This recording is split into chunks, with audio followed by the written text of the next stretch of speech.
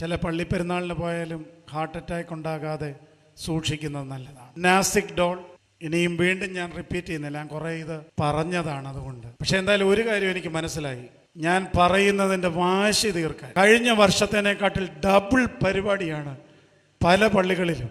എന്തായാലും സറാഫിൻ തിരുമേനി പറയുകയാണ്, ഇതിൻ്റെ വാശി തീർത്ത് ഒരു സെറ്റ് ചെണ്ടയുള്ളിടത്ത് ഒരു 3 എണ്ണം അങ്ങ് വിളിച്ച്, നാസിക് ഡോൾ ഒരു 2 എണ്ണം നമ്മുടെ ഈ ബോക്സിൻ്റെ മുമ്പിലൊക്കെ ചെന്ന് നിന്നാൽ നമുക്ക് തന്നെ അറിയാം, നമ്മുടെ ഹൃദയം ഇങ്ങനെ ഹൃദയത്തിൽ വന്ന് ശബ്ദം അടിക്കുന്നത് നമുക്കറിയാനായിട്ട് സാധിക്കും. അങ്ങനെ ശബ്ദത്തിൻ്റെ ഒരു ലോകം. ചെറുപ്പക്കാർ കേൾക്കുന്ന കേൾവികളിൽ മലയാള ഭാഷയിലും മറ്റു ഭാഷയിലുമുള്ള തെറിപ്പാട്ടുകൾ ഇഷ്ടം പോലെ ഉണ്ട്. നിങ്ങൾ സൂക്ഷിച്ചു നോക്കണ്ട, പഴയ കാലത്തും തെറിപ്പാട്ടുകൾ ഇഷ്ടം പോലെ ഉണ്ട്. എന്നാൽ ഈ കാലത്ത് അത് സോഷ്യലി അക്സെപ്റ്റഡ് ആയിട്ട് വന്നിരിക്കുന്നു. തെറിപ്പാട്ടുകൾ കേൾക്കുകയാണ്. മറ്റുള്ളവരുടെ കുറ്റവും കുറവും പറഞ്ഞ് കേൾക്കാൻ ഒരു വല്ലാത്ത താല്പര്യം. സോഷ്യൽ മീഡിയ വന്നതോടുകൂടി വളരെ എളുപ്പമാണ്, ടൈപ്പ് പോലും ചെയ്യണ്ട, ഇതൊന്ന് റെക്കോർഡ് ചെയ്ത് ഒന്ന് ഷെയർ ചെയ്തേച്ചാൽ മതി. കേൾക്കുക, ഷെയർ ചെയ്യുക, അടുത്ത ആൾ 100 പേർക്ക് കേട്ട് കഴിഞ്ഞ് ഷെയർ ചെയ്യും.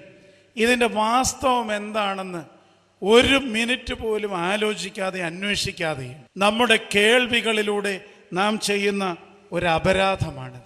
എത്രയോ ആളുകളെയാണ്, എത്രയോ കുടുംബങ്ങളെയാണ് നശിപ്പിക്കുന്നത് ഈ കേൾവികൾ, ഈ ഷെയർ ചെയ്യലുകൾ. അതുകൊണ്ട് ശബ്ദങ്ങൾ ഒന്ന് കുറയട്ടെ. അപ്പോൾ കേൾവിക്ക് ഒരു നല്ല പശ്ചാത്തലം ഒരുങ്ങും.